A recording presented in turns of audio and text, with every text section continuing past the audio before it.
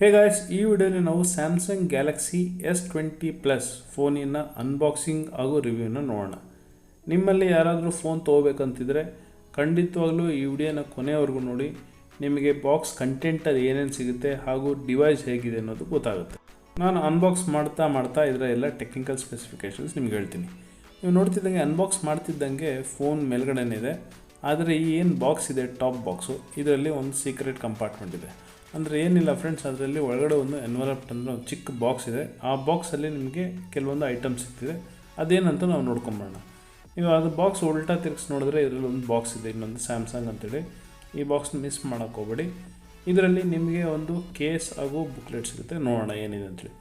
So ನೀವು ಈ ರೀತಿ ಬಾಕ್ಸ್ ಓಪನ್ ಮಾಡ್ತಿದ್ದಂಗೆ ಒಳಗಡೆ ನಿಮಗೊಂದು TPU ಕೇಸ್, ಅಂದರೆ ನಮಗೇನು ಹೊರಗಡೆ ಸಿಗುತ್ತೆ ಆ ಥರದ್ದು ಒಂದು ಚೆನ್ನಾಗಿರೋ ಕ್ವಾಲಿಟಿ ಆದಂಥ ಒಂದು ಕೇಸ್ ಸಿಗುತ್ತೆ. ಅದರ ಜೊತೆಗೆ ಒಂದು ಕ್ವಿಕ್ ಸ್ಟಾರ್ಟ್ ಗೈಡ್ ಸಿಗುತ್ತೆ ಹಾಗೂ ಒಂದು ವಾರಂಟಿ ಕಾರ್ಡ್ ಸಿಗುತ್ತೆ.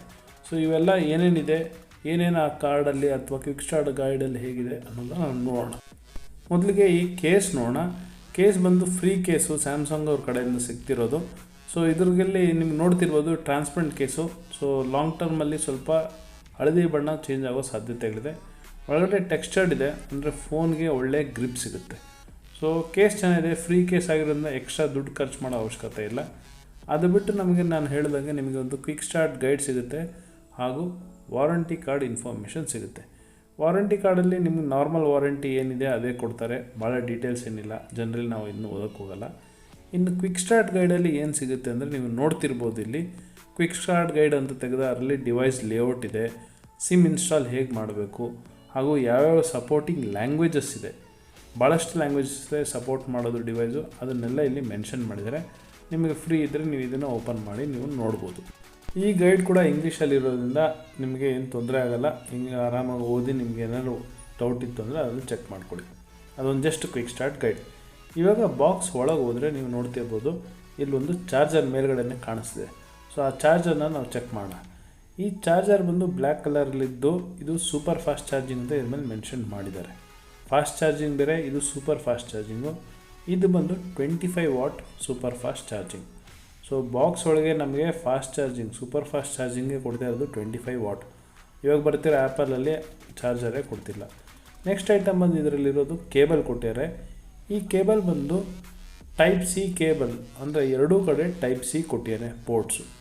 ಮುಂಚೆ ಥರ USB ಟೈಪ್ ಎ ಏನು ನಾರ್ಮಲ್ ಪೆನ್ ಡ್ರೈವ್ ಇರುತ್ತೆ ಆ ರೀತಿ ಇಲ್ಲ. ಇದು ಎರಡೂ ಎಂಡಲ್ಲಿ ಟೈಪ್ ಸಿ ಪೋರ್ಟ್ ಕೊಟ್ಟಿದ್ದಾರೆ. ಸೊ ಇದು ನಿಮಗೆ ನಾರ್ಮಲ್ ಅಡಾಪ್ಟ್ರಲ್ಲಿ ಹಾಕೋಕ್ಕಾಗಲ್ಲ.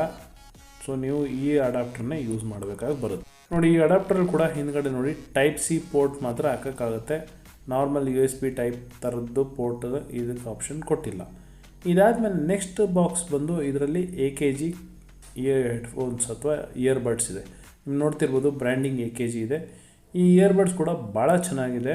ಇದು ಭಾಳ ಕಾಸ್ಟ್ಲಿ ಇಯರ್ಬಡ್ಸು, ಒಂಥರ ಬೀಟ್ಸ್ ಕಂಪ್ನಿ ಇದ್ದಂಗಿದು AKG. ಇದನ್ನು ಇವರು ಪರ್ಚೇಸ್ ಮಾಡಿದ್ದಾರೆ ಸ್ಯಾಮ್ಸಂಗ್ ಅವರು. ಸೊ ಅದಕ್ಕೆ ಬಾಕ್ಸ್ ಜೊತೆ ಕೊಡ್ತಾ ಇದ್ದಾರೆ.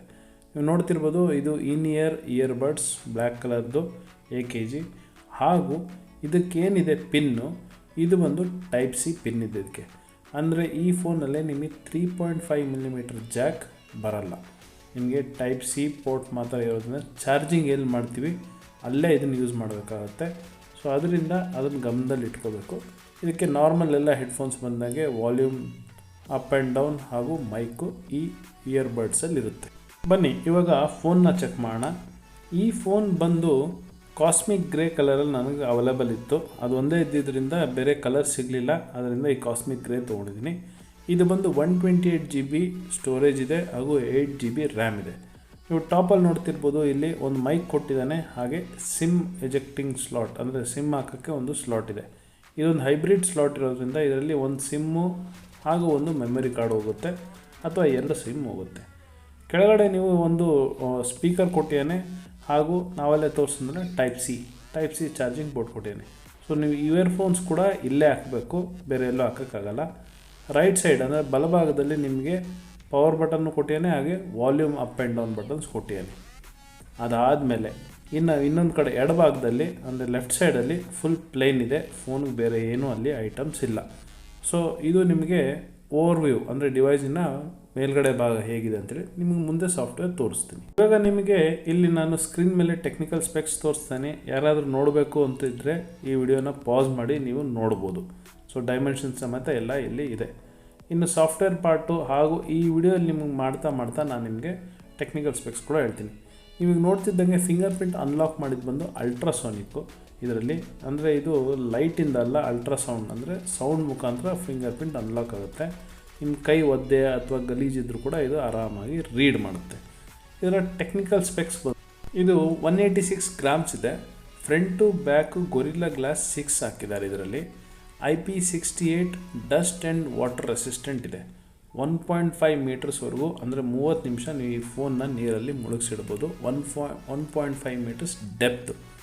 ಸ್ಕ್ರೀನ್ ಟೈಪ್ ಇದರಲ್ಲಿ ಬಂದು ಆ್ಯಮೋಲೆಡ್, ಡೈನಮಿಕ್ ಆ್ಯಮೋಲೆಡ್, 120 ಹರ್ಟ್ಸ್ ರಿಫ್ರೆಶ್ ರೇಟ್ ಇದೆ, HDR10+ ಇದೆ. ಸೊ ನಾನು ನಿಮ್ಮ ಸ್ಕ್ರೀನ್ ಮೇಲೆ ತೋರಿಸ್ತಾ ನೋಡಿ, ಇಲ್ಲಿ ನೀವು 60 ಹರ್ಟ್ಸ್ ಆದರೂ ಹಾಕ್ಕೋಬೋದು ಅಥವಾ 120 ಹರ್ಟ್ಸ್ಗಾದರೂ ನೀವು ಚೂಸ್ ಮಾಡ್ಬೋದು. ಒಂದು ವೇಳೆ ನೀವು 120 ಹರ್ಟ್ಸ್ಗೆ ಹೋದ್ರಿ ಅಂದರೆ ಅದು ಬರೀ ಫುಲ್ HD ಮಾತ್ರ 120 ಹರ್ಟ್ಸ್ ಸಿಗುತ್ತೆ. ನಿಮಗೆ 60 ಹರ್ಟ್ಸು ಕ್ವಾಡ್ HD ಡಿಸ್ಪ್ಲೇಯಲ್ಲಿ ಮಾತ್ರ ಅವೈಲೇಬಲ್ ಇದೆ. ಸೊ ಇದು ಒಂದೇ ಈ ಫೋನಲ್ಲಿರುವಂಥ ಡಿಸಡ್ವಾಂಟೇಜ್. ಸ್ಕ್ರೀನ್ ಸೈಜ್ ಬಂದು 6.7 ಇಂಚ್ ಇದೆ. ಇದರ ಏನು ಬಾಡಿ ಅಂದರೆ ಸ್ಕ್ರೀನ್ ಟು ಬಾಡಿ ರೇಷಿಯೋ ಇದೆ 90.5% ಸ್ಕ್ರೀನ್ ಟು ಬಾಡಿ ರೇಷಿಯೋ ಇದೆ. ಇದರ ಪಿಕ್ಸೆಲ್ ಕೆಪಾಸಿಟಿ ಬಂದು 3200 × 1440 ಅಂದರೆ 525 ಪಿಕ್ಸೆಲ್ ಡೆನ್ಸಿಟಿ ಇದೆ. ಇದನ್ನು PPI ಅಂತಾರೆ. ಸೊ ಇದರಲ್ಲಿ 120 ಹರ್ಟ್ಸ್ ನಾನು ಹೇಳ್ದಂಗೆ ಇದರ 120 ಹರ್ಟ್ಸ್ ಡಿಸ್ಪ್ಲೇ ರಿಫ್ರೆಶ್ ರೇಟ್ ಇದೆ. ಸೊ ನೀವು ಯಾರನ್ನು ಗೇಮ್ ಆಡೋರಿದ್ದರೆ ಅಥವಾ ನಿಮಗೇನು ಫಾಸ್ಟ್ 60 ಹರ್ಟ್ಸಿಂದ ಯಾರನ್ನು ಅಪ್ಗ್ರೇಡ್ ಆಗ್ತಿದ್ರೆ ಇದರಲ್ಲಿ ಭಾಳ ನಿಮಗೆ ಸ್ಮೂತಾಗಿ ಭಾಳ ಫಾಸ್ಟಾಗಿ ಅನಿಸುತ್ತೆ. ಆದ್ದರಿಂದ ಸ್ಕ್ರೀನಲ್ಲಿ ವಿಷಯದಲ್ಲಿ ಸ್ಯಾಮ್ಸಂಗ್ ಅವರು ದಿ ಬೆಸ್ಟ್ ಡಿಸ್ಪ್ಲೇ ಮಾಡ್ತಾರಂತ ಮಾರ್ಕೆಟಲ್ಲಿ ಹೇಳ್ಬೋದು. ಈ ಡಿಸ್ಪ್ಲೇಯಲ್ಲಿ ಈ ಫೋನಲ್ಲಿ ಕೂಡ ಆ ದಿ ಬೆಸ್ಟ್ ಡಿಸ್ಪ್ಲೇ ಅನ್ನೋದನ್ನೇ ಹಾಕಿದ್ದಾರೆ. ಭಾಳ ಸ್ಮೂತಾಗಿದೆ ನೋಡಿ. ನಿಮ್ಮ ಮುಂದೆ ತೋರಿಸ್ತೀನಿ 120 ಹರ್ಟ್ಸು ನಿಮ್ಗೆ ಗೊತ್ತಾಗೋದೇ ಇಲ್ಲ, ಅಲ್ಲೆಲ್ಲೂ ಸ್ವಲ್ಪ ಕೂಡ ಲ್ಯಾಗ್ ಬರಲ್ಲ. ಮೆನ್ಯೂಸಲ್ಲಿ ಆ್ಯಪ್ಸ್ ಓಪನ್ ಮಾಡ್ಬೇಕಾದ್ರೆ ಅಥವಾ ನೀವೇನೋ ಗೇಮ್ ಆಡ್ತಿದ್ದೀರಿ ಅಂದ್ಕೊಳ್ಳಿ, ಗೇಮಲ್ಲೂ ಕೂಡ ನೀವು ಪಬ್ಜಿ ಆಡ್ಬೋದು ಆರಾಮಾಗಿ 90 ಹರ್ಟ್ಸಲ್ಲಿ, ಯಾಕಂದರೆ ಇದು 120 ಹರ್ಟ್ಸ್ ಸಪೋರ್ಟ್ ಮಾಡ್ತಿದೆ. ಈ ಫೋನಲ್ಲಿ ನೀವು ಮೆಮೊರಿ ಕಾರ್ಡ್ ಕೂಡ ಹಾಕ್ಕೋಬೋದು. ಎಕ್ಸ್ಪ್ಯಾಂಡಬಲ್ ಸ್ಟೋರೇಜ್ ಅವೈಲೇಬಲ್ ಇದೆ.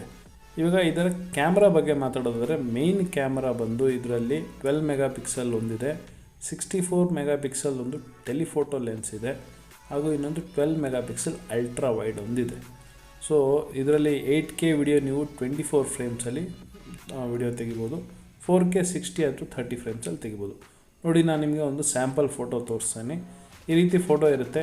ಝೂಮ್ ಮಾಡಿದ್ರೆ ಭಾಳ ಚೆನ್ನಾಗಿ ಕಾಣುತ್ತೆ ಫೋಟೋ. ಆ ಪಂಚ್ ಹೋಲ್ ಒಂದು ಫ್ರಂಟ್ ಬಿಟ್ಟರೆ ಫೋಟೋ ಕ್ವಾಲಿಟಿಯಲ್ಲಿ ಮಾತ್ರ ಯಾವುದೇ ಮೋಸ ಇಲ್ಲ. ಇದರ ಸೆಲ್ಫಿ ಕ್ಯಾಮ್ರಾ ಬಂದು 10 ಮೆಗಾ ಪಿಕ್ಸೆಲ್. ಪ್ರೊಸೆಸರ್ ಬಂದು Exynos 990 7 ನ್ಯಾನೋಮೀಟರ್ ಟೆಕ್ನಾಲಜಿ ಯೂಸ್ ಮಾಡಿದ್ದಾರೆ. ಹಾಗೂ GPU ಬಂದು ಮಾಲಿ ಅನ್ನೋ GPU ಇದೆ, G77 ಅಂತೇಳಿ. ಇದರಲ್ಲಿ ಆಂಡ್ರಾಯ್ಡ್ 10 ಡಿಫಾಲ್ಟಾಗಿ ಬರುತ್ತೆ. ಸೊ ಇದು ಬಿಟ್ಟು ನಿಮಗೆ ಬೇರೆ ಏನಾದ್ರು ಇನ್ಫಾರ್ಮೇಷನ್ ಬೇಕಿದ್ರೆ ಖಂಡಿತವಾಗ್ಲೂ ಕಮೆಂಟ್ ಸೆಕ್ಷನಲ್ಲಿ ಕಮೆಂಟ್ ಮಾಡಿ. ಇದರ ಕಂಪ್ಲೀಟ್ ರಿವ್ಯೂ ನಾನು ನಿಮ್ಗೆ ತರ್ತೀನಿ.